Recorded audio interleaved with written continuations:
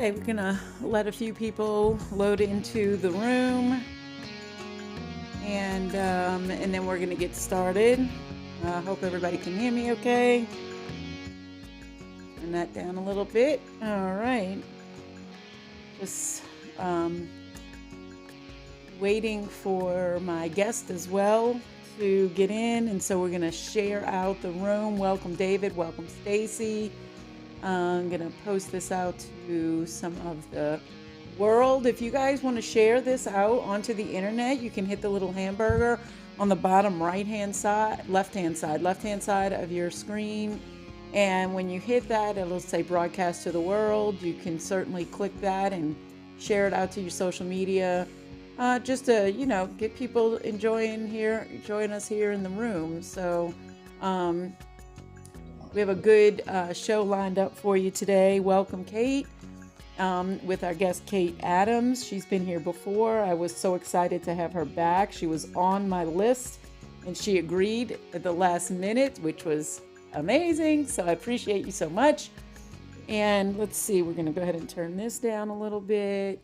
And then let's go ahead and get things started here. So my name is Deanna, and you're on the Laughter After Trauma show. What do we do here? We bring light and lightness to the heavy topic of trauma. And I have learned through my personal journey to become a thriver and find the beauty and the magic in healing. I think we are all self-healers, and we all have in us whatever we need to be able to heal. I'm a thriver after intimate partner violence. And so what my purpose here on this show is to bring guests on and just share with you guys laughter after connection, community, you know the things. So what we're going to be doing, I need to get this microphone just a teeny bit closer so I can hear myself. I feel like it's kind of skipping a little bit today. It's been a lot. I got new equipment here, and so it's fun. It's fun times. It's fun times. Okay. All right, good. I have with me Kate Adams. Kate Adams is a yoga instructor.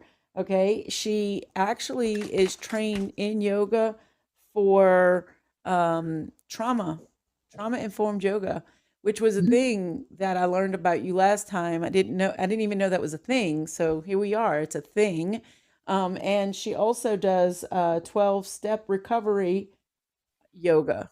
She has 2 certifications. And so I think that's amazing.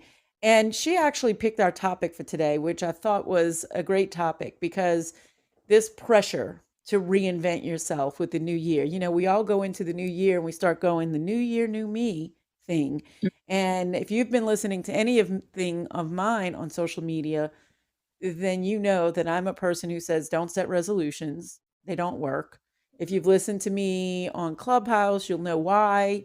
I did a show on here as well with Sheila about intentions and why it's much more important for us to know why we want to do things and even to have a solid goal setting framework. It's not to say we don't want to have direction, but resolutions just don't work. And statistically speaking, and I'm going to throw out a few quick statistics and then we can kind of get into this. Statistically speaking, only 41% of us ever even try to set a resolution. And of that, 56% of us fail. And that's before January ends. As a matter of fact, January 13th this year, Friday the 13th, ironically, which is the second Friday of every year, second Friday of the year is considered Quitter's Day. I mean, it's gotten to be known enough for it to be dubbed that. So, a lot of times, even when I didn't know about Quitter's Day, I always said my New Year started in February anyway. You know, time. What is time? Who says it has to start in January? You know, I do like fresh beginnings. Don't get me wrong. So fresh new notebooks, um, fresh new beginnings. So I love Mondays. I love the beginnings of months, but honestly, beginnings anywhere, they can be anywhere. It doesn't need to be a new year. You don't have to wait till a Monday, right? You can just start whenever you start, and that's your new beginning. So, anyway, that being said, we picked this topic because it's such an interesting concept. So, and Mhm. maybe it's a little bit different. Is it a little bit different? I know you're not from here, even though you live here. So, talk to us, Kate. Is there anything you want to let us know before we get into this, or we want to just dive right in? We should dive right in. I Dive right in. mean, like hashtag same to what you just said. Everything you just Hmm. said is how I view this whole like New Year's resolution thing. I also do not set resolutions. And I think as well that probably is informed a lot by my 12-step recovery. There's a line in the big book that says we make many resolutions but never a decision. Mm-hmm. Because that's kind of the life of an addict. It's like, I'll quit when this happens. I'll when this either this terrible thing happens or this really great thing happens, then I'll quit. And then we never do, right? Right. Like that's the resolution piece. But I was just kind of talking to my husband about this and like what I was thinking about and what I wanted to talk about. And he kind of because he's an eternal nerd like I am. It's just one of the reasons I love him so much. And so he immediately like started googling like the history of resolutions. Mm-hmm. And I'm going to see if I had to quickly write this down like before. So there is a Okay. there's a history to this whole like setting resolution thing. It's not a modern invention, and it goes back as far back as like 4,000. I think like Babylonian culture. So Mm. like we're Mm-hmm. talking like BCE, right? And it was originally the ancient Babylonians it was actually in March. It wasn't in January. It was around March. It was around like the beginning of like planting, so like crop time. Yeah, and I've heard this a lot And so too. So that's so much better for yeah, me. and it was like they would sacrifice and pray to the gods for a bountiful year, a bountiful crop, good fortune, and they made all these commitments to the gods. Like basically, it's very kind of like transactional thing. Like if I do this, then will you do this for me? And if they failed in their commitments, then plague, famine, death, etc., Mm. etc., would befall the people. Um, and then it wasn't until Caesar that it started. Then that January became kind of the New Year's, like the kind of the New Year, New Me in ancient times. Right. Um, Was it a difference between using maybe a lunar calendar and yeah, okay. it was when they switched over to the Gregorian calendar, Right. and it was to worship Janus, the god Janus, because Janus was adorned on archways and doorways, and one side of Janus's face looks backwards, and one side looks into the future. Hmm. And so the same thing. It was like sacrifices, all the typical. things that one does when one wants to make favor with the gods. Generally, there's virgins involved, I've been Your told, and firstborn, yeah, those things. yeah, first, yeah, those things. And the same thing again is like, if they would make these commitments to Janus, pay worship, pay deference, and if they failed because gods were incredibly fickle back then plague, famine, death, etc., etc., etc.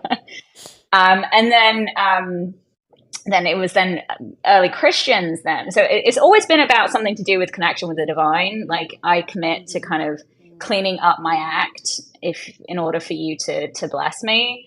And then ancient Christians and like early Christians rather, it was kind of looking back on their past misdeeds and making and recommitting themselves to God. Obviously, in this case, the payoff being heaven and salvation. And so that's kind of the history behind like making these new. They would resolve to do better Right. in order to kind of get some dividends, either crop, good fortune, or Salvation. eternal salvation. Um, and I think we've kind of lost that a little bit, maybe for better or worse. I don't know. Maybe. Maybe. Well, so one of the things that I think about when I think about January and the pressure, because we did talk about Mhm. this Mhm. in the terms of pressure. And the Mhm. pressure, I think, comes partly because of the seasons and Mhm. energetically where we are and what we're going through.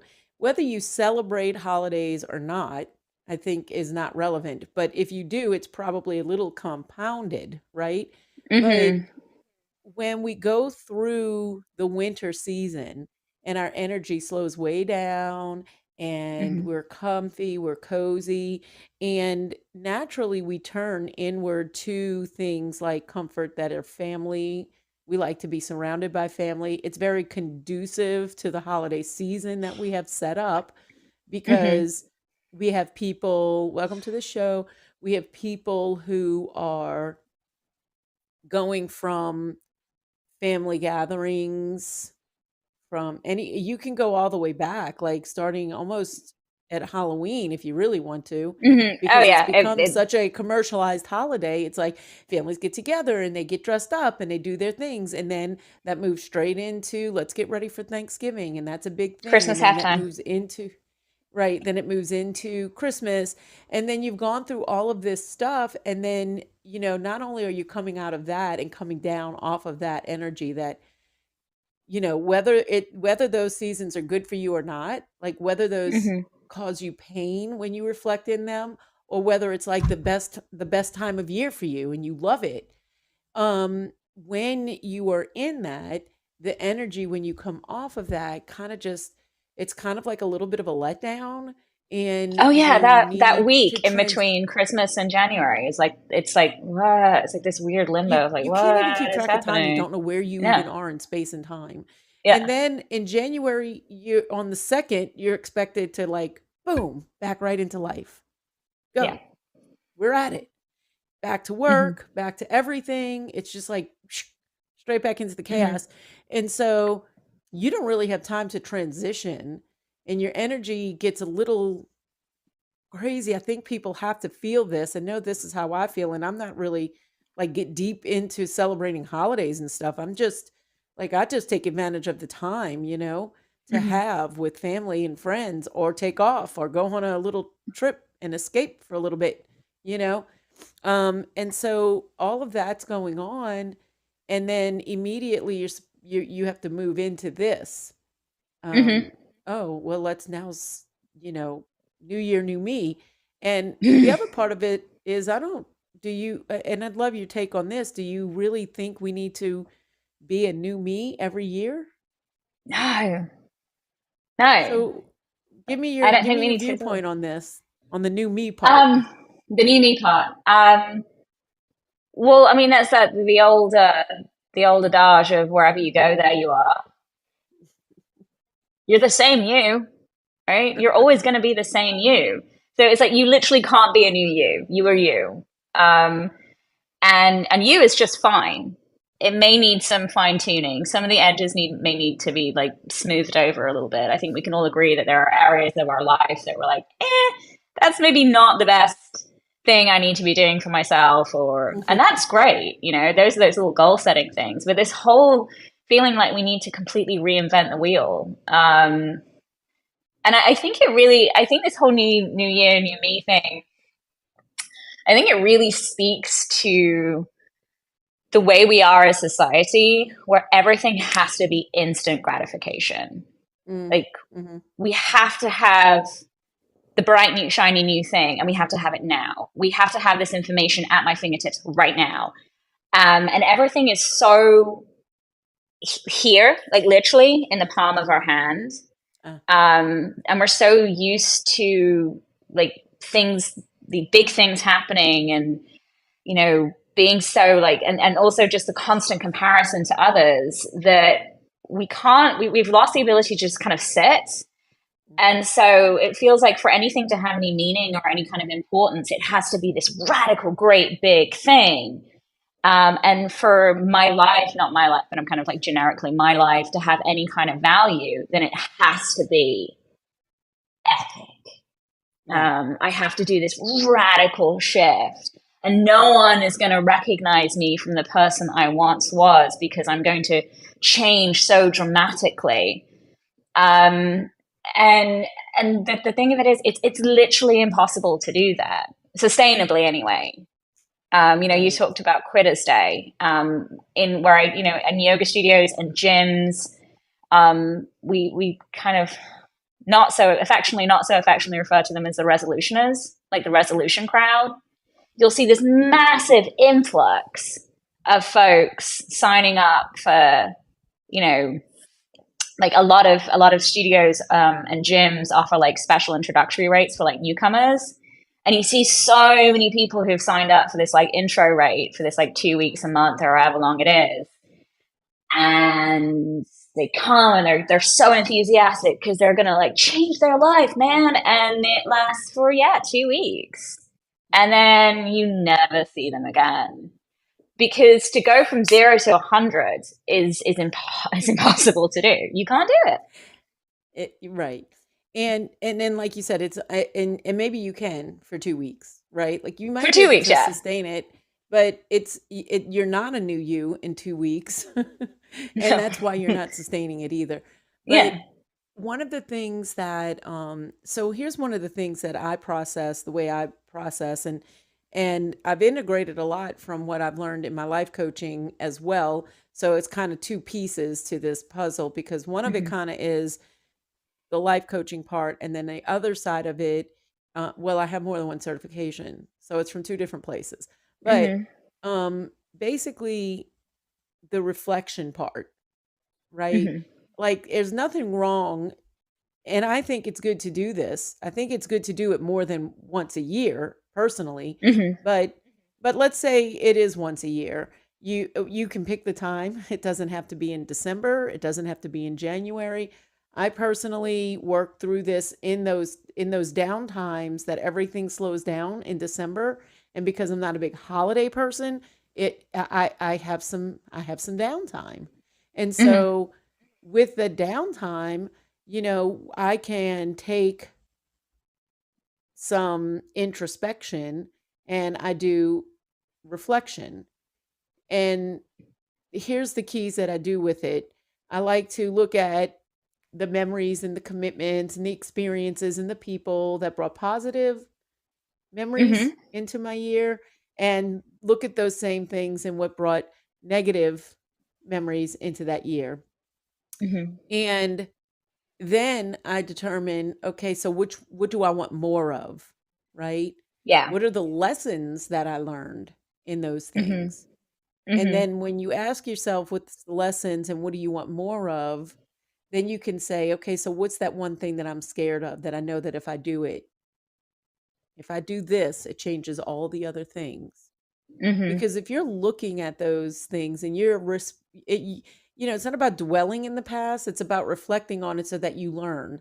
We have to yes, look in the past, we have to look back for a second hmm so that we can learn. Otherwise, we repeat. mistakes, we Yeah. repeat Mhm. patterns that we really are wanting to break, but but but being so intentional about why you're looking there and Mhm. saying, okay, so what's the lesson? What do I want more of? And what's that one thing that I've been saying I'm going to do, saying I Mhm. want? What's the pulling at my heart that I keep thinking I'm not good enough? That's not going to Mhm. happen. That's not going to happen. Mhm. Mhm. And Yeah. then how do you incorporate that as an intention to move forward, Yeah. right? Because I Yeah. think intentions behind what we're doing is so much more important than the goal itself. Goals are Oh, for fluid, sure. right? Right? Goals Yeah. always moving. Something happens, some tragedy, you have surgery, your body rebels, you lose a loved one, everything changes. Mhm. So goals are fluid. The reason you reflect is, are these goals that I set out really things that I can go after still? Are they what I want Mhm. even, when Yeah. stuff changes? But the intention behind it stays. The intention, if you have your value system, let's say, is based in legacy and your family and making sure that is solid and you are setting that up for future generations because you want to break generational trauma, Generational generational. trauma. Yeah. Okay. So that intention, if it's behind everything you do, even if the goal doesn't work or it has to shift, the intention stays the same. Yeah. I think it's a Yeah. lot more solid. So what's your take on that? Like reflecting, do you have a practice in that? I mean, yoga in of itself is yoga philosophy is that very thing. And I was actually so I was thinking about this, and I'm gonna go. So I have two loves, philosophy and yoga. Well, great. So and they You they should come they on the both show gonna every week. they both mash together really well. Um, so if I'm gonna kind of do the philosophy angle and then kind of move as quickly as I'm trying to do it as quickly as possible into the Take yoga your time. side of things. Mhm. So given that I was a philosophy major in college, and we discussed last time how so deeply full of ennui I was obviously very naturally drawn to Nietzsche. And it, it's one of kind of a misunderstood principle, and also a really heavy. It's actually Nietzsche describes it as his heaviest thought is the idea of the eternal recurrence. The eternal recurrence of the same, and the eternal recurrence it's a thought experiment, essentially, but it's the idea that life, everything that we've experienced throughout time, all events, all histories, repeat endlessly over and over and over again in an infinite loop. Um, and when Nietzsche first had this thought, he was kind of even reticent to put it down on paper because he just felt so initially like weighed down by it. But the more he started to think about it, the more in his belief, and this is what he kind of the thought experiment he puts forward in I think I wrote it down. It's like aphorism 341 in the gay science, which is no in the aphorism is the greatest weight. Um, when presented with the idea of the eternal recurrence, that everything is the same, completely and absolutely, infinitely onwards, you can either gnash your teeth against the bars and say, no, this cannot be, this is the worst possible thing to be my reality. So think of so it's like Groundhog Day, essentially. Or you can see it as a way of really living life in its absolute potentiality and fullest. Mhm. And for Nietzsche, the idea of the eternal recurrence became this really joyful thing. Because yes, if every suffering happens endlessly, but so does every joy. Right. And that life exists essentially in the mundane, in the everyday. And he kind of then padded this thought out a little bit more in Thus Spake Zarathustra, and the idea of like the Ubermensch, the transcendent man, is someone who really embraces the idea and kind of leans in heavily to the eternal recurrence. It's this very life affirming thing Because if everything is just happening endlessly, and life just exists with or without me, then I really don't need to do any of these huge radical upheavals. I can sit every day in the mundane, the boring, and be okay. I can see the joy come in and be okay. I can see the suffering come in and be okay because it exists endlessly without me, if that makes sense. Yeah, it Um, does. And I think and it helps in a mindset shift as well mhm, when you take that, and embrace that perspective. yeah. And it's not to say that it's, I mean, it's not to say that it's pessimism, or it certainly could be viewed somewhat nihilistically. You know, if all hope is lost, then we might as well just go and throw ourselves in the volcano right now. Mm. But and that would be kind of the kind of the reactionary, like, oh my god, no, this is terrible, way of Or you can viewing the enjoy eternal your life to recurrence. the fullest. Or you can just be like, this is my life, and I can live each day and reflect on each day, and see where are those areas, like you said, that maybe no longer serve me in this given moment, and I can put them aside. See what things I want to hold on to, and just continue to live in the everydayness, in the present, and in the now. And so that's kind of the one side of it, and it just so happens that it lends itself really well to the yogic philosophy of samsara, the endless cycle of birth and life and rebirth.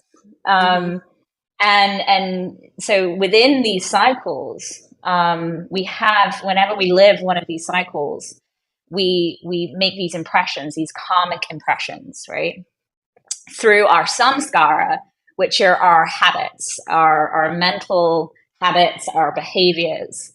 And Mm-hmm. as we move through each cycle, which we are all bound to, um, it's that opportunity to look at those patterns and behaviors. Some are adaptive, some are maladaptive, and see which ones are maladaptive and let those go and hold on to the adaptive ones. And then we move through another cycle: birth, life, death.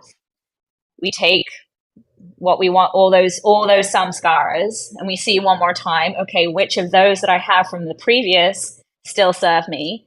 Hold on to those. Which ones can I cast aside? And so it becomes less about these massive upheavals, and more, like I said, that kind of my word for the year, my word every year, is this process of distillation, Mm-hmm. So, of burning off the vapors. okay. So with each cycle in this philosophy would elevate to some Mm-hmm. degree if you are collectively, because I know everybody doesn't do this, but Mm-hmm. if you are as best you can collectively building each one where you're, like you said, distilling, burning off Mm-hmm. the stuff that doesn't serve you and keeping in the things that do, that each cycle should elevate some. Is that Mm-hmm. Yeah, true? that According is, to yeah, and certainly, this is yeah, new to me. certainly in, yeah, certainly in kind of in yogic philosophy, is um, the end result is nirvana, right? Enlightenment, Mhm, mhm, complete freedom of all those things. But that's it. It's not like you go to heaven or anything. You just it's all very this worldly, mhm, which is, very counter to kind of the Judeo-Christian idea of why we work so hard to rid ourselves of impurities in this life, because it's this very kind of eschatological thing. There's an end point, and we are doing everything to ready ourselves for what comes after.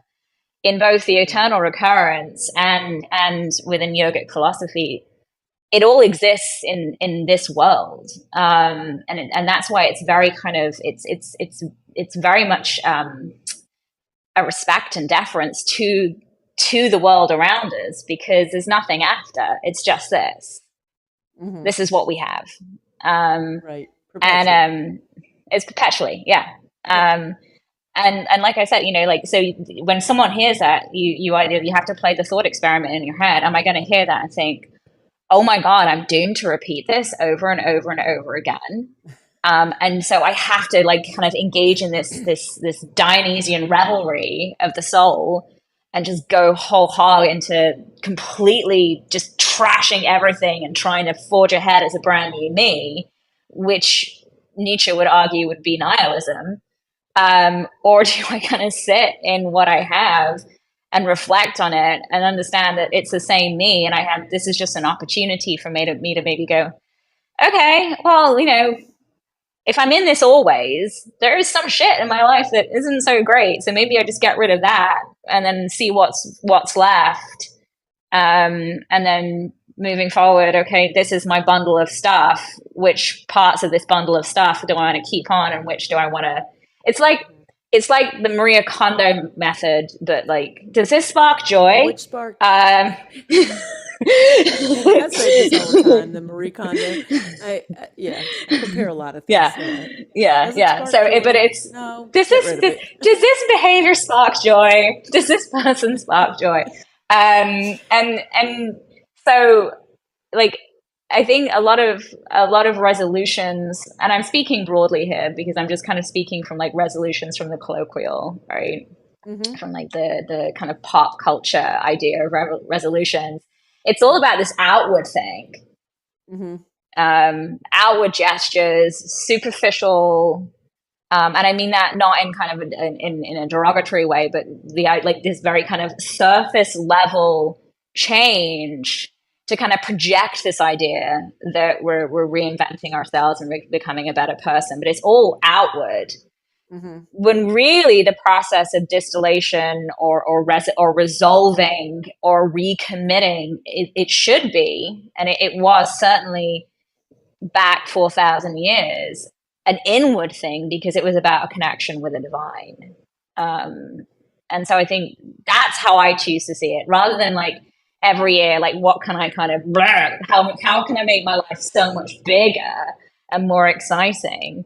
It's like, well, no, let me move inwards. How can I make my life more simple? And by simple, I mean elegant, clean, crystalline. And how can I, yeah, move into a more inward, smaller existence that is more meaningful, more profound, has more value, and it enables me to move forward in my dharma towards like my highest good, my highest self, the things that I hold most holy to me. Um, and so Right. that's kind of how I see this process and how I think it should go. But I don't think I don't, I think that requires a lot of work, and it's a much easier to just be like, I'm going to lose 100 pounds, or I'm going to gain 70 pounds of muscle, or I'm going to quit my job and become an astronaut, or, these really big things that are kind of really unsustainable in these very short windows of time that we're giving ourselves to do them. Yeah.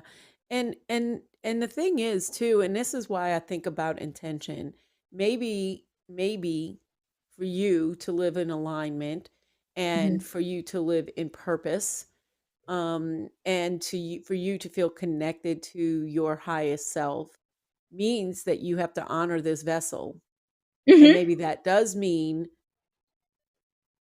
whether that means getting your weight goals in check, or you know what I'm saying. Okay. Oh, So yeah. right? So I wanted to be clear that you can look at these and they don't have to be surface, they don't have to be superficial. What we're saying though is that, um, resolutions in general, the way Mm-hmm. you can go Google it or chat GBT if that's your thing, Mm-hmm. but you can go Google it, AI it, however you want to look up your information, and go, what are the top 10 most common, um, resolutions? Mm-hmm. And you can do it in 4 or 5 different places, and you're going to get a good cross of the same things, right? Yeah. You're going to Oh, for sure. get, right, you're going to get the, oh, I want to lose weight, or you might want to quit some habit, or you want to, get out of debt, or you want to, improve your family relationships.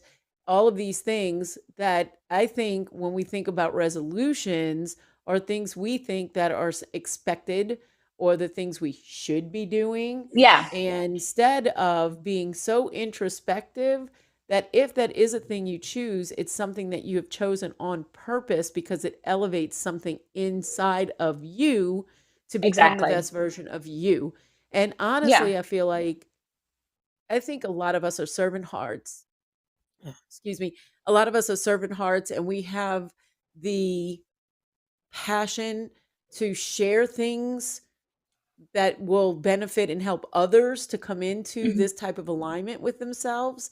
Hmm. And because of that, we might we might take less time to be introspective, but the way we Hmm. change the world is changing, is becoming in alignment with us. Like instead of having this vision of I'm going to save the world, Hmm. if we save us Hmm. and we model that, Hmm. then it saves, I read this somewhere, that what did it say? I'm gonna mess it up. Healed mothers heal the world. Oh, I love that. Okay. And it's Hmm. about the fact that if you take the time to go inward and you become the Hmm. best version of you, that impacts every single person you come in Yes, contact with. I don't for care sure. if it's anywhere from the Star clerk, your Uber driver, to Yep. your family that's right next to you, right? Yeah, And for it sure. goes out from there. And it allows It's people to ripples. say, okay, let me look in and let me do that. And I think Hmm. that's how we create some momentum in this Hmm. area. Yeah, yeah, and it's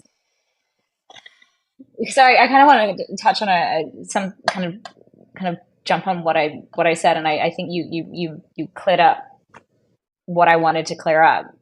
If you want to lose weight, if you want to gain muscle, if you want to quit your job for a better job, if you want to stop smoking, which you probably should do anyway, if you want to cut back on your drinking, if you want to eat healthier, these are all really amazing things if you want to do them for you. If you, like you said, the intention behind it. But if you want to, you have to say, if I want to lose, if I want to lose 100 pounds in 3 months, understand that you physically can't do that without making yourself very, very ill. Right. Right. So be okay with setting that small goal if that's what you want to do. But if you're saying you want to lose X number of pounds or gain X number of pounds because some old white guy sitting in a high rise in Manhattan said in some magazine that you're supposed to do that, then that's not your goal. Mm-mm. Something else Mm-mm. is, Right. because your intentions behind it are not true to you. Um, and so if we, the big five resolutions that everyone wants to make, if you are making those mindfully and purposefully because that's what you want for yourself to live your highest truth, then go for it. And find a network of people who are going to support you in your goals and eradicate the people who aren't. Hell yes. But if you're doing it for some other reason because you think you should, then it is going to fail. Right. I have Um, a and and then another thing, and I hear it all the time in with my yoga students. There's two couple things. So the one thing is, I'm doing this because I want to lose weight, and it's like I have to have a really kind of quiet word as nice as I can. And like that's not what yoga does. That's not the purpose of it. It's sometimes on the kind of yoga you do. Um, do I still have you? Did I lose you? Oh no, you're there. Okay, great. Sometimes it's a byproduct. You yeah. get stronger, maybe, maybe lose some weight, or get clearer skin. There's things that happen just kind of naturally down the line, maybe, or maybe they don't, and that's fine too. But when people come up to me and they say, "Oh, I'm doing this because I want to lose weight," I kind of have to say, then maybe this isn't what you want to be doing, because that's not what this is. The purpose of yoga is to get you to a place when you're making decisions for yourself because they Right. are what you truly, truly want, right? And then Right. another thing I hear a lot is, so I've been practicing for 14 years, and consistent practice. So I have a physically advanced practice from like a, postural thing. I can do, some big arm balances and handstands and stuff. And I like to play around with those because I like the discipline, and it's fun. It's fun to play. Yeah, I've Um, seen you twisted in a pretzel. Right. Yes, got it. Um, but again, that's not what it's about. And people will be like, I really want to do this, but I'm bad at yoga. And I'm like, look, you can't actually be bad at yoga. Like, you can't. The only way you can be bad at yoga is if you're an asshole. It's literally the only way. Is if you leave my room Really, and gonna have you're to a make a dickhead clip out to of that. everyone. Yeah. If you're a dickhead to everyone you come into contact with, and you're reactive, and you are mean to the woman at a certain coffee company that begins with S and ends in Starbucks,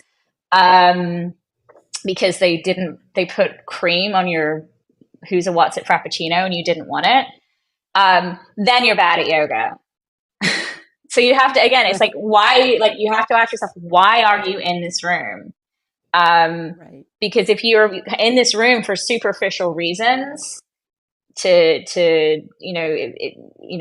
for reasons that aren't sustainable to you, then this practice isn't going to work for you. And it's the same thing with resolutions. If you are making these goals that don't actually ring true to you, Hmm. then by January 13th, the bye bye, Right. they go out the window. Right. And, so that brings me to another thing too. And that is that, even though we know there's a difference between dreams and Mm-hmm. goals and the actions that we do to reach those, or this milestones, whatever you want to call it, Mm-hmm. um, what I like to really emphasize too is dream big. Like, I think it's okay, and I would love to hear this input. I think it's okay to like stretch the boundaries of what you think is possible. And I think that actually happens in yoga.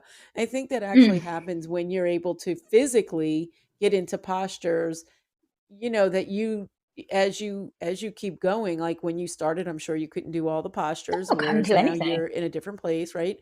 Yeah. And but I think it's okay, like even from the start, to say, hey, this is my dream. If I Mm-hmm. had a dream in this particular area, this is what it is. And this is why, the Mm-hmm. intention, this is why I want Mm-hmm. that thing. Okay. Mm-hmm. Or I want to be this way, or I want to, whatever it is. Right. But I think that, for me, I like to put it like this, that needs to be macro. Right. So Yeah. dream macro. But when it comes to doing, do micro. Yeah. Yeah. Make it smaller. If you have something that you are so intent on doing and making happen that it has stuck inside your soul for 2 and 3 years and you haven't been able to do it, Yeah. but you still have a passion, desire, something is pulling you to it, Mm-hmm. macro. Mm-hmm. Make everything that you move in that direction so small that there's no way you can't do it. Exactly. Because if you do it like that, I don't care what it is you're approaching. If you do it like that and you have that intention, that pull, that purpose behind it, that mindfulness behind it, then you're going to get there. Mm-hmm. Yeah. Because baby steps will take you wherever you want to go. Doesn't Yeah. matter. And I know that firsthand now because Penny's starting to walk. She's starting to Oh, fun. cruise. Yeah. She's Yeah, because I already, she think the has this last little, time we talked, I was like, you might know because she's probably crawling, and you're like, yeah, she's doing this and that, and now she's starting to walk. So here you go. yeah, she's cruising, and like when we hold her hands, she's going, and then she has a little push thing.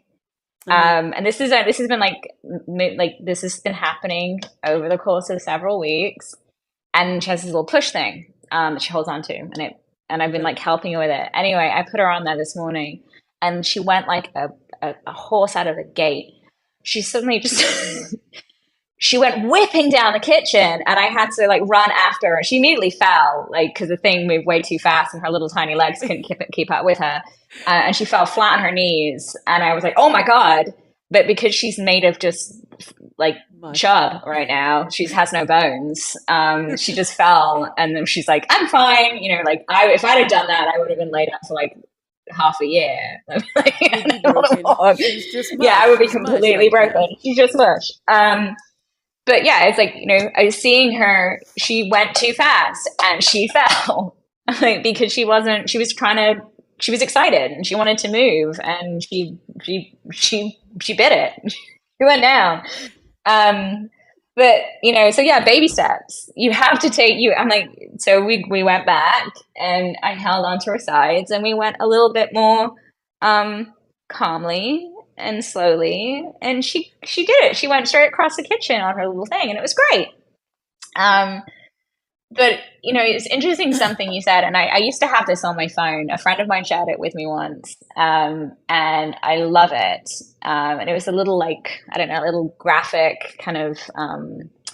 I'm really fond of like quote, like like inspirational quotes that are also maybe a little bit filthy or on the nose, so kind of unexpected. And it was the quote said, "You should care, you really should, but only about shit that sets your soul on fire. Save your fucks for magical shit." And I was like, I love that. Oh, That's what my we should kids are going to listen do. to this replay and they're going to be so happy that you said that. So happy. Yeah.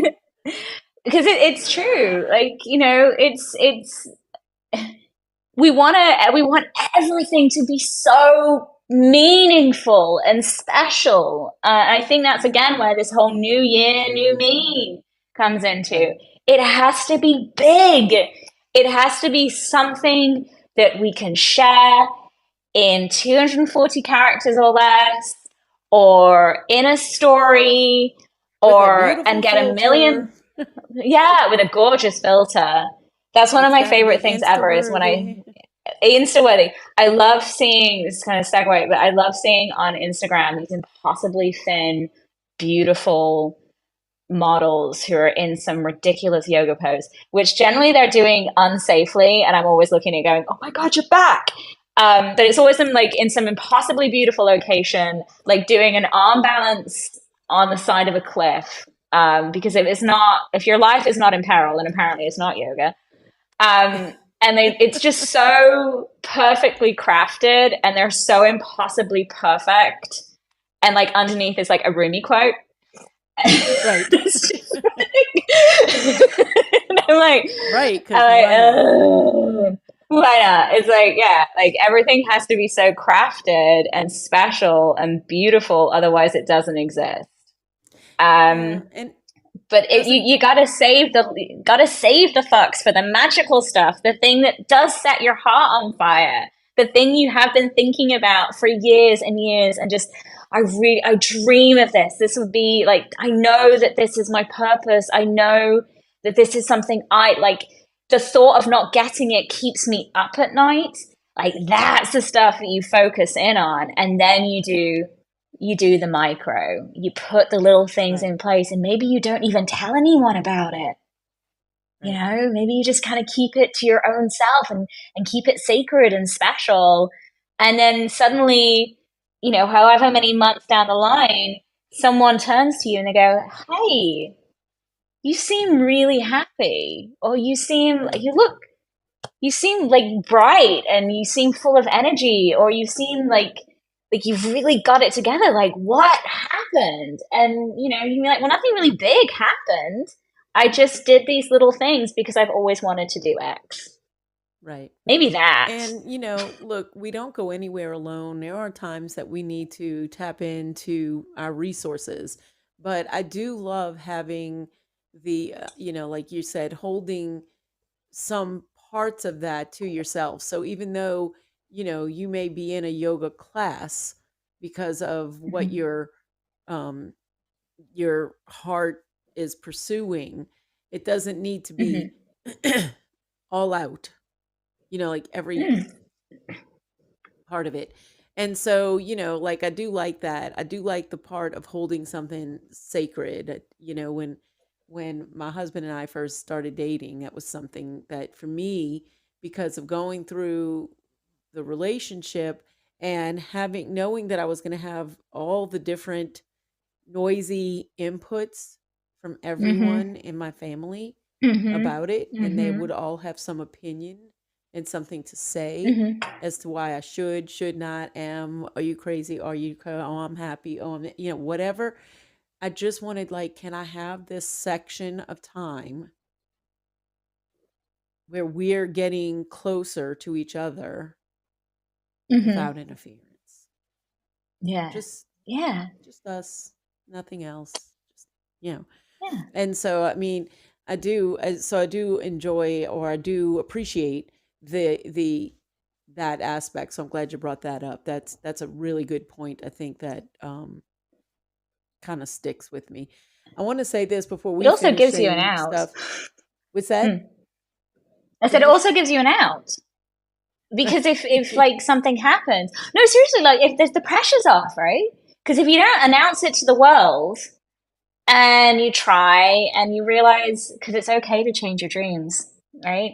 And you try it and you're like, you know what? I'm not really sure this is really what I want. Right, Nobody knows.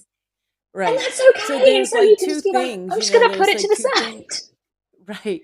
Well, there's like two things to this too. So there could be that passion that you're driving towards it. Hey, I want to just say, everybody in the audience, if you guys have something to add to this, if you have a question, if you just have thoughts on this, by all means, hit the little plus sign up at the top, which is under our pictures, or you can also ask to come up by hitting the hamburger and request to speak. Will show up in there.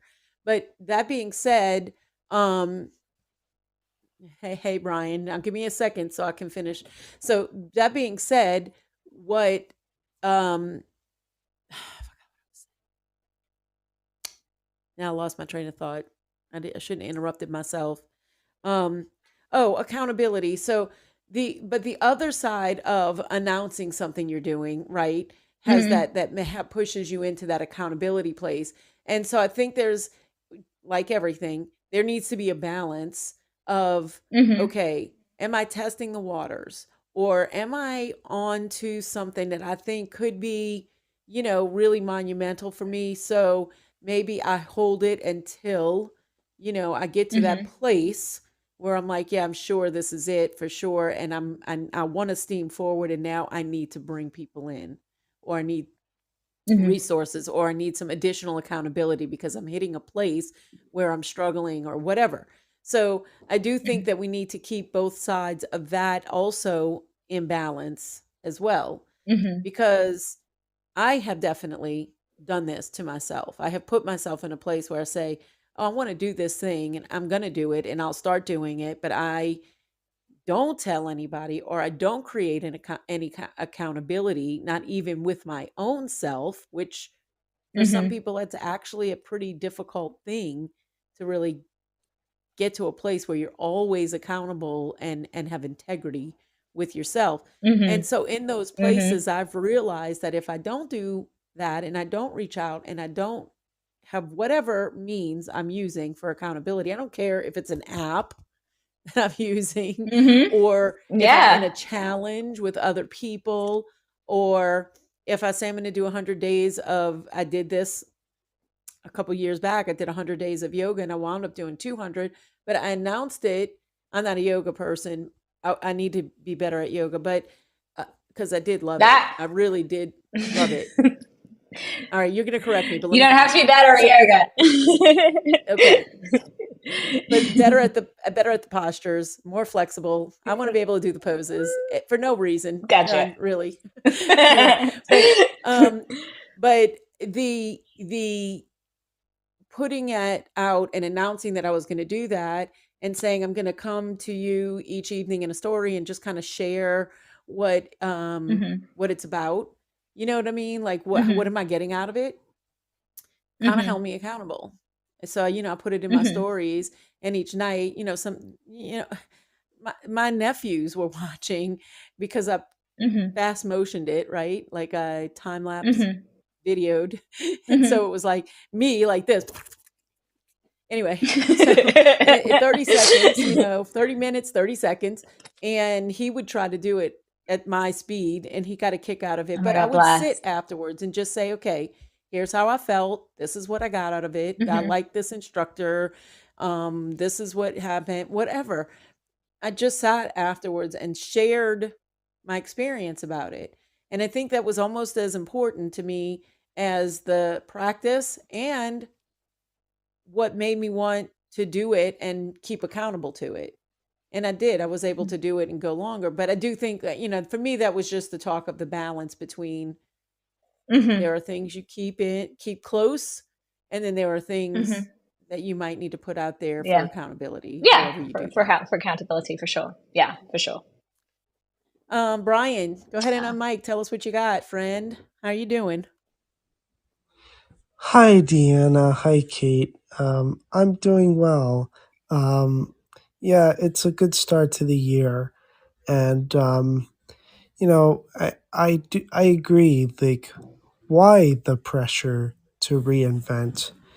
And I think that there's there's probably too much pressure with the holidays and what certain times of year are supposed to be like for a family, and so i I feel more pressure to veer away from that. So yeah, I think it's because we've been wired by society to do all these things, and but Mhm. if we and I'm not saying that we shouldn't love our families, we absolutely should, but we should also be able to, you know, do ourselves and bring our gift to the world. And and I might be biased. I'm on the autism spectrum, but I just think that like we have to we can't just wire ourselves to think certain things about money or jobs. Like, Mhm. it's possible. You can do it. You can uh, make your own little schedule or something. You might need a safety net, but you can make your own schedule and work on your own projects. It's possible, and no matter what phase of life you're in.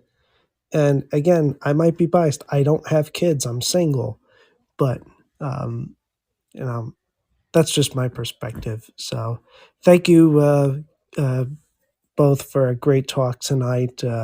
I enjoyed listening to you, ladies on Fireside, and with that, I send love to everyone listening, and I yield. Thanks, Brian. I Thank you, love when you share Brian. Thank you, because Brian. I think that and I appreciate that you always add the fact that you are on the spectrum. And I don't think it's necessary for you to say it, but I think it helps everyone to be aware that we have more power than we give ourselves credit for, and we have more strength than we give ourselves credit for. And I think you prove that every time you do a show, or every time you come up here and talk, that we don't have to buy into or give into anything that we don't want to. I'm not Mhm. saying that we don't have certain limits every now and then, but I think for the most part, we are able to conquer our limits in whatever way we see fit. I think that's a true statement. What do you think, Kate? No, there is the ability for human beings to transcend the limitations of what they are told they should be or what they think they can be. I see it every day, and I'm not saying that we have like this absolute limitless potential, because we are constrained by this human form and the, the gray matter that informs our movement and our judgments. But we're kind of given these narratives about what we think we're supposed to be.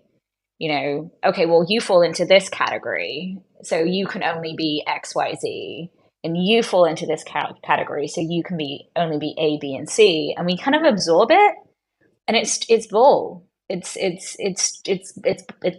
absolute bobbins.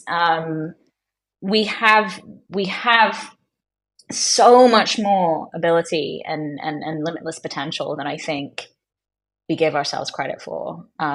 So I agree. In other I'm going to words, save. it's a very long-winded agreement. It's absolutely bobbins. I'm saving that, and I'm going to put it like on this soundboard somewhere. And then whenever somebody says something, and I'm like, "That's absolutely bobbins," Absolute bobbins. but in your voice. But yeah, and I agree too with Brian that we don't have to also fall into the social norms of, yeah, we need to Mm-mm. do this with our families and this with our families. If the pressure is too much, Mm-hmm. you need to do what's right and Right for you. best for you, right? I Yeah. mean, that's just it. I mean, we have our own peace and energy that we need to protect as well. And so, Mm. you know, saying something to the effect of, like, we're going, when we say setting a boundary, you can pre-play things in your mind so that you know where your lines are, and you stay inside of that, and you exit a situation when you need to. Or I think in Yeah. like the field of therapy where I've studied some stuff with trauma informed, is here's my window of tolerance, right? Mm-hmm. And that Yeah. can be pushed, and that can be expanded as you do the work, as you heal, as you process. But until then, this is the window right now. And if something starts pushing you that's getting outside of your window of tolerance, then by just even having that phrase with others that are your loved ones or whatever, it could be an easy way of just saying, okay, like, we might need to go for a walk, or maybe it's time to leave the family dinner, or Mm-hmm. whatever, whatever the Yeah. situation is. I'm just gonna The tap safe out. word, Yeah. persimmon, persimmon. I think as well. I think, I was just kind of thinking about what you just said, and kind of putting boundaries around certain things, and then also this kind of, I think we have to be careful as well of where we can let hubris get in the way of the wanting to prove others wrong. Hmm. Um, I actually think it's sometimes okay to acknowledge our own limitations as well. So I think we can acknowledge the fact that you cannot put us in a box of what we think we're supposed to be, and say, well, these are the only things that you can achieve. But I also, and this goes with goal setting and setting dreams. I'm 5'3" on a good day. There's a really, really high unlikelihood that I will ever be able to slam dunk a basketball in like a proper basketball net, without some kind of device to get me up there. I physically don't like it. I think that would pretty much be damn near impossible for me to do, given my short stature. And my vertical leap is decent, but it's not that decent. Yeah. So I'm probably never going to set myself a dream of playing professional basketball. I've also never played basketball in my life. Maybe once. I played netball a lot as a kid, which is nothing like basketball, and it's very, very British, and it involves bibs and skirts. And or at least it did when I was in school. Um, so I think, so knowing that, okay, if I'm going to set myself a goal, or I have this big dream, I also have to be very mindful of, like, is this dream realistic? And that sounds kind of counterintuitive when we talk about dreams, but I think I think we have to, as much as we need to say, because you say I can't doesn't mean that I'm not able to because of some weird societal definition. But at the same time, is this something that is truly within the realm of feasibility and practicality for Well, me? obviously, like I feel Can like I put in the time and the hours and that kind of thing too? And it's okay to say if it's not, you know? right. And I feel like with dreams, you can stretch those limits and you can Hmm. push yourself within reason, right? Hmm. Within realistic, whatever. But obviously, like you're saying, like I think even more impractical is, maybe there is some 5'3" person who can high jump 5 feet and hit a slam dunk. I don't know. Maybe Oh, they and can. yeah, there was. But There what was I'm Muggsy saying is Bowles, I I think can't was his dream to name. be 5'10" because I'm not going to I can't make that happen. I could want to be 5'10", but I can't dream to be 5'10" and Hmm. think that there's any realistic notion in Hmm. that there's going to be a stretch machine somewhere that's going to I mean, there is a surgery that you can do, but apparently that you can get your legs lengthened if you really, really want to. ooh, But again, 7 inches. That would be whew. yeah, Because I'm yeah, a like you, lot. 5'3" would Yeah, be, yeah. So yeah. yeah, no. So I mean, yeah. So like I think that more important though is to, when you dream big, to look at those goals that you're going to use to build to that dream. Hmm. And if those can't get into a realistic format so that you Yeah. can make those little stepping stones, Hmm. that's even more. Like if I want this thing, and let's say it's going to take in my head 5 years, okay, Hmm. then what's my goal for the end of this year? What's my goal for the Yeah. end of this month? Hmm. And how can I Yeah. put that into a format that's real and accountable and specific enough for me to get to where, Yeah. okay, well, I hit this marker. Now what's the next one? Hmm. So just kind of like, anyway. But yes, I get what you're saying. Hmm. The dream has to be also something that's doable. Although, Yeah, that's there have been a lot of people who dreamed. People dreamed of walking on the moon when I am pretty sure nobody thought that was doable. no one thought it was doable. I that is true. There are, I think, though, given my distaste for the sound of shoes squeaking on a basketball court, that it goes through my teeth. My dreams of being a professional Right, basketball right. We're player just are bringing it not. down to, right. Yeah, We're bringing it down to yeah, you and me, and right. We yeah. wouldn't. We wouldn't. We probably wouldn't Yeah, make that a it dream. probably wouldn't Exactly. make that a dream. And if I did, I'd probably be kind of foolish to do so. And because, like I said, I've never played a game of basketball in my life. It would be a hard thing for me to do. Right. But I mean, I just say that in jest. But I think as much as it is important, like I said before, for us to cast aside what is expected of us, we also have to be, we have to, we have to find that balance of understanding our own limitations. And to say that that something in my life is a limiting factor is not to admit defeat.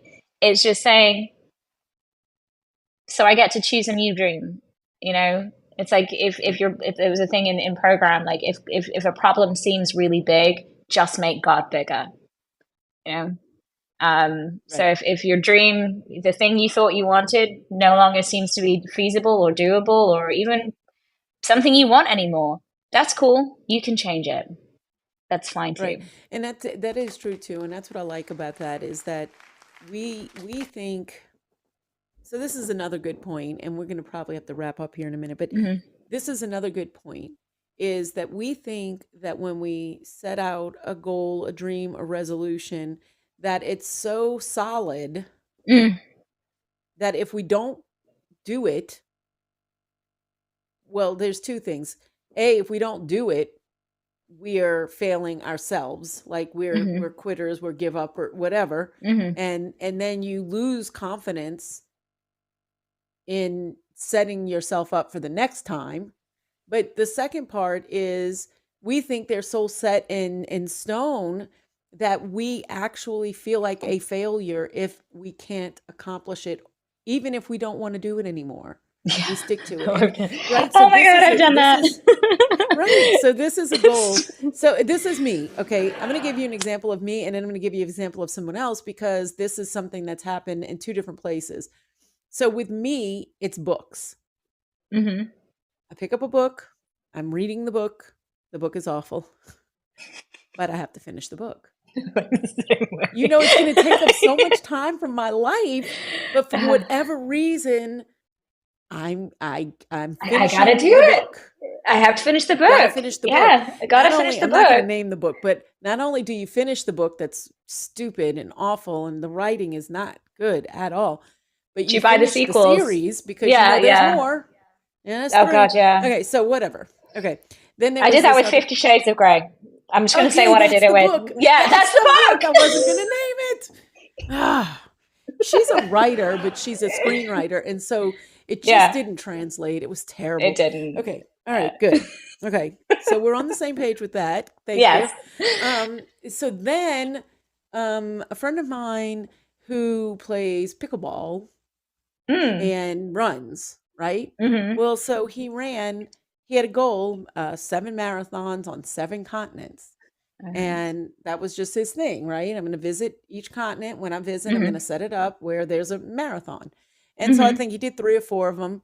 And he had like these plaques, on the wall Hmm. behind him, and a continent with a medal, a continent with a medal. He doesn't have to win, you get a medal when you run, Yeah, I've right? done them. It's the whole point So of doing them. he The had these medal. on here. And then, there's 3 of them sitting here that are empty.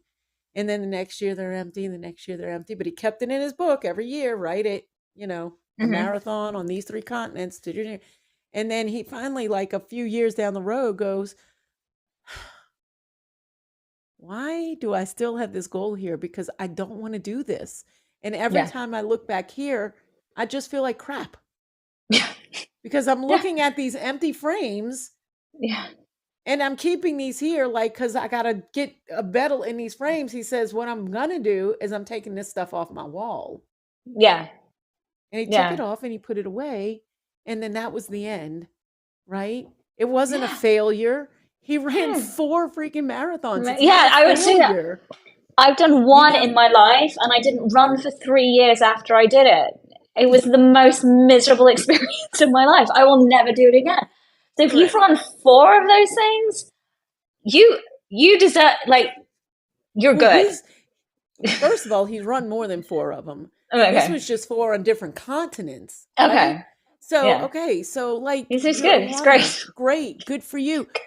You don't need these, right? Like, Yeah. so, but the point is, like, we keep after things because we feel like if we don't, we're somehow less than, well, not living up to Hmm. our own. And if you're a type A personality, right? Like, if you're that personality, you're a doer. You're going to complete Hmm. the task. You're going to finish the thing. And if you don't, so that's what he felt like, and that's where he was until he finally gave himself permission to say, "Hey, this is not what it's judged by, and that's not my goal anymore." And the minute he Hmm. did that, it freed up this space, right? This Oh, emotional space of I it's can focus so on something else. liberating. It's so, It's I did a similar thing a couple of weeks ago, and I'm a people pleaser by nature, so it's I was teaching, so my current schedule with teaching, I was teaching 3 classes, 2 on the weekends, and then one. uh-oh, I think you froze for a second there. Oh, am I back again? Yes, you are. Okay, You were okay. teaching Yeah, yeah. 3 on the So weekend and yeah, one. and one on a night. And the studio, in traffic, it takes me sometimes like an hour to get there. So I would run home from work, get changed, try and get everything sorted out for Penny so that I could leave the house at 5 o'clock, hand her over to David, and then I wouldn't be home and then until after like later on that evening after she went to bed. So I basically wouldn't see her all day. I was exhausted. I had no time. I felt completely frazzled. I was just like, to the point where, like, one morning I was like literally sitting on the kitchen floor, like crying my eyes out. So I was just like, I just can't do this. I can't do this. but I've made a commitment. I have to do it. I've made a commitment. I have to do it. I've made it. And I finally just came to the realization, it's like, I actually physically cannot do this.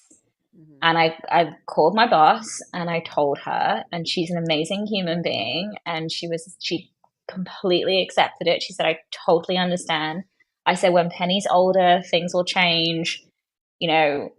And I was so afraid of like the ramifications of doing this thing that I couldn't physically do anymore, but I felt like I had to continue to do it until I drove myself into like an early grave, trying to like fit it into my schedule and make it work because I didn't want to come across as a failure.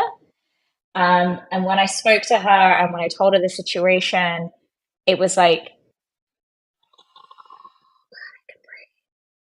I can breathe.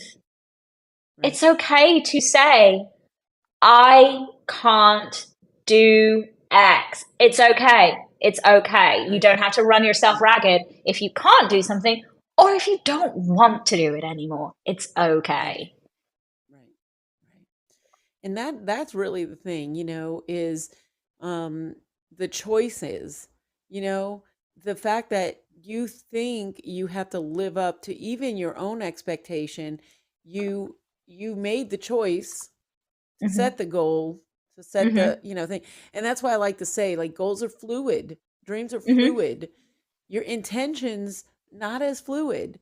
No, Mm-hmm. normally your intentions are coming from your core root values, and sometimes those do shift a little bit. But if you're solid in those values, your intentions are going to be pretty solid as well.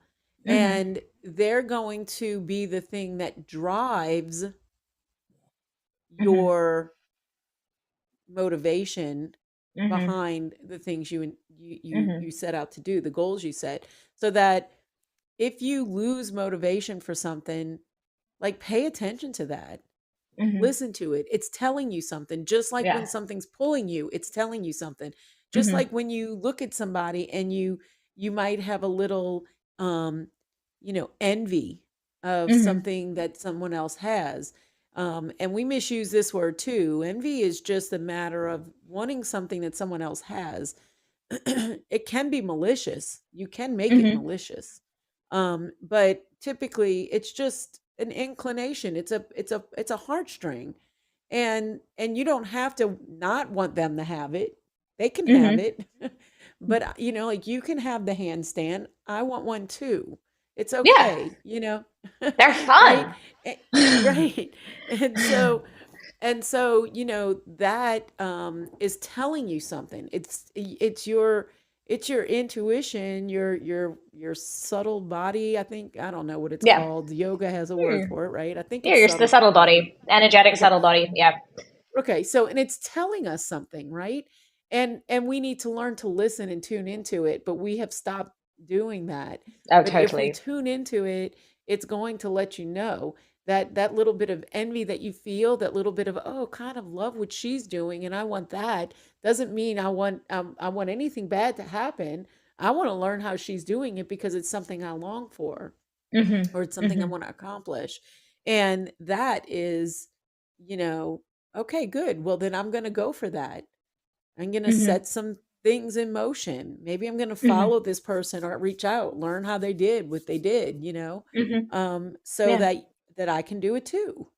Yeah. So it can serve you. It can certainly be destructive if you allow it. Mm-hmm. You know, so watch I the rest of do. that. But yes, I do like anyway. what you said just about the intention. Like going back to that example I just gave. My intention. My goal is to. I mean, honestly, my goal is to teach as many yoga classes as I possibly can because it just feeds my soul. Um, So I my need some virtual intention classes from you. my intention is to be the best, serve my students in the best way possible, be the best teacher I can be for my students, and be the best mum I can be to Penny and best partner I can be to David. Those are my intentions, and they are firm as stone. The Right. But goal there's of a teaching reason as even many, behind. I'm yeah, sorry, go ahead. And as I How say, about but the you? goal of teaching as many classes as I could had to shift because I could no longer serve my intentions if I physically had an empty cup. Right. So you are teaching as many as you can. You were Yeah, trying to teach more than you could. more than I could. And Yes, right. which is And all. even with your intention there and how that impacts your family, right? You can even go one step deeper as to why that even matters to you. Like, why Hmm. does it matter for you to teach and be the best teacher for your students or the best wife or the best mom? Why does that even matter?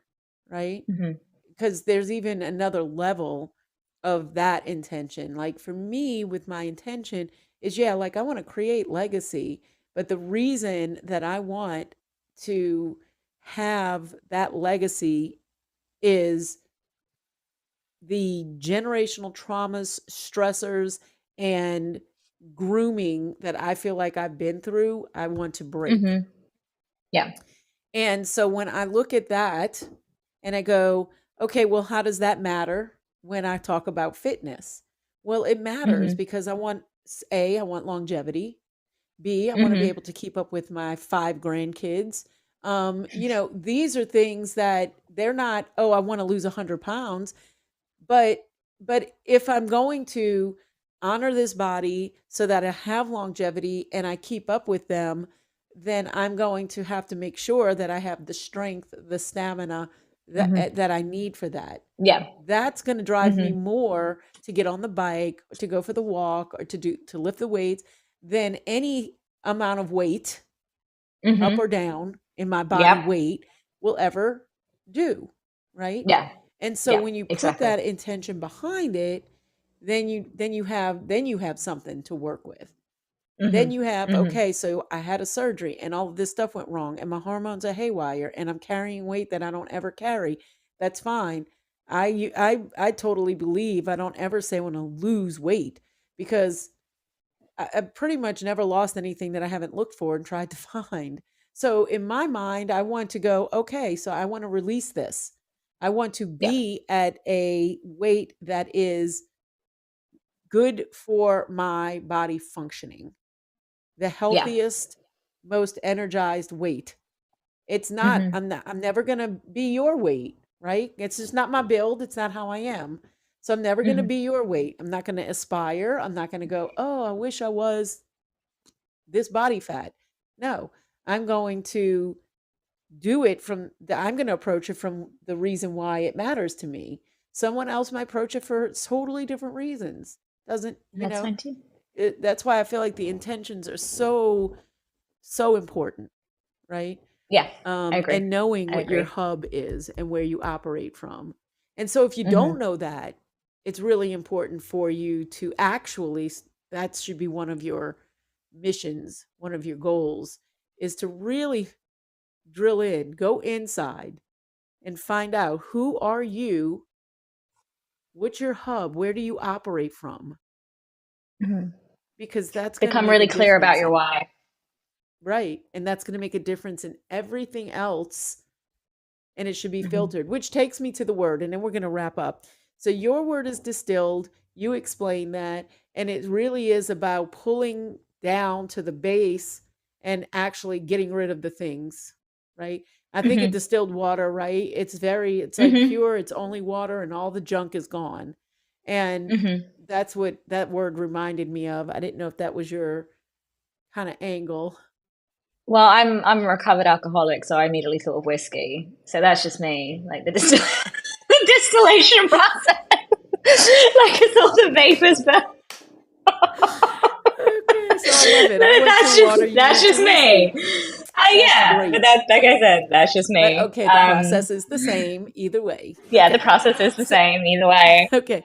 So, that's fine. My word is blossom. So like each Hmm. year my word is intentionally geared to build on the prior year, and last year it was emerge. So, I Hmm. spent some years like getting my roots under me, right? And some of Hmm. those words had to do with that, integrity or gratitude and trying to just get those roots under me, right? But then last year I was like, okay, it's time to emerge. It's time to break the surface, right? Come up. Let's see what's Hmm. happening above the surface. Yeah. And then this year I chose Blossom. It's time to see some of the fruits of all the work for the past 7 or 8 years that I have been, Hmm. laying these seeds and laying this groundwork and really rooting into myself and making sure I know who I am and where my why is and what my intentions are, which it took a while to fine tune Hmm. that. And then so I picked Blossom, and then I told you I found this really fun quote. It was more than just this, and I'll have to go back and actually find the whole quote, but it was um blossom like a weird flower. And I thought, ah, that is totally me.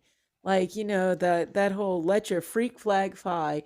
You Oh, be you fly it proud. without judgment, without care. You be you. So I put that in the front of my journal so that, like, when I open my journal, I can see it. I can just, I love go it. to I it, love it. look at it. It's just, and it's fun. And I drew flowers that don't exist because they're just little weird spiral Dr. Seuss flowers. I don't know. So anyway, but I was like, and that's the thing. That's really the root of it all is getting down to that. There's no pressure. We Hmm. invent the pressure. Oh yeah. Society puts stuff out there, but even that is us giving into the pressure of that. We invent the Yeah. pressure. So there's no Yeah. pressure. You No don't pressure. need to reinvent yourself. You are okay. You are Just the enough. way you are. Feel like Yes. Mr. Rogers, you know, Yeah. but it's 100% true. It is. And that's not to say we can't all improve and we can't all elevate and we can't all take And ourselves grow. to right, look at ourselves and make adjustments where we see fit. But we don't need to be new, No. right? No. You were made perfectly imperfect just the way you are, and it's good. Just the You're way good. you are. Yeah. There We're you good. go. You're good. You're so Right. good. So. All right. So with that, I'm gonna kind of wrap this up. I gotta go to bed. You probably do too. Hashtag same. Yeah. Where are you in the world again? I can't remember. I'm in Atlanta, so I'm an hour ahead. So Yeah, so it you're is. later.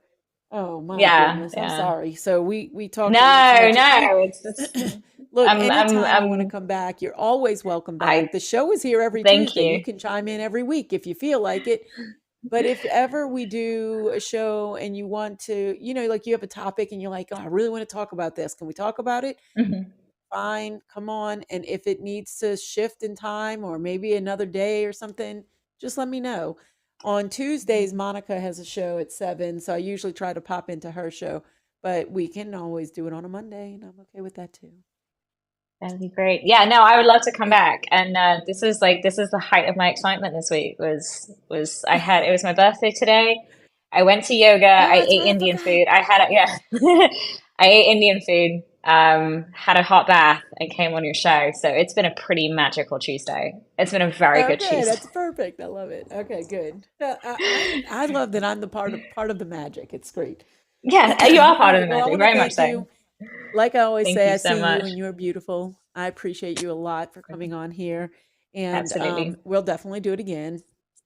Perfect. But till next time, I'm Till gonna next play time. us out with some music. So, Okay, sounds you have good. anything you want to add at the end? No, just thank you so much. As always, this Okay. has been a real treat. I've got to be a Oh, nerd good. and chat for a bit, so it's been great. So fun times. All right. All right. Well, I'm going to take us off a camera, or you can take yourself off a camera, and I'm going to play us out. You guys have a great night. Remember Okay. to love each other, stay connected, and shine on.